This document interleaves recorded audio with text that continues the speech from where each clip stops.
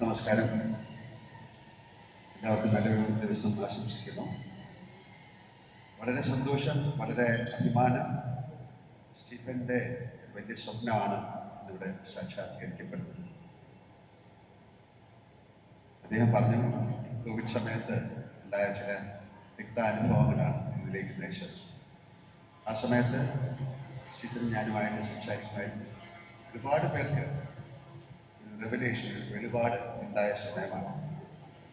പക്ഷെ അതിനൊക്കെ മുമ്പ് തന്നെ പക്ഷേ ഈശ്വരൻ ഇങ്ങനൊരു കാര്യം സ്റ്റീഫൻ ചെയ്യണമെന്ന് ഡിസൈൻ ചെയ്തിട്ടുണ്ടാവും. അദ്ദേഹം പറഞ്ഞത് വളരെ ഇമ്പോർട്ടൻ്റ് ആയിട്ടുള്ള കാര്യമാണ്. അദ്ദേഹം സംഗീത ലോകത്തിനും സിനിമയ്ക്കും എന്തെങ്കിലും തിരിച്ചു കൊടുക്കണം എന്നാഗ്രഹിക്കുന്നതാണ്. അതേ ആഗ്രഹമുള്ള ഒരാളാണ് ഞാൻ. അതുകൊണ്ട് എനിക്ക് കൂടുതൽ അത് മനസ്സിലാക്കാൻ സാധിക്കും. ഞാൻ ഈ സ്റ്റുഡിയോയിൽ നേരത്തെ വന്നിട്ടുണ്ട്.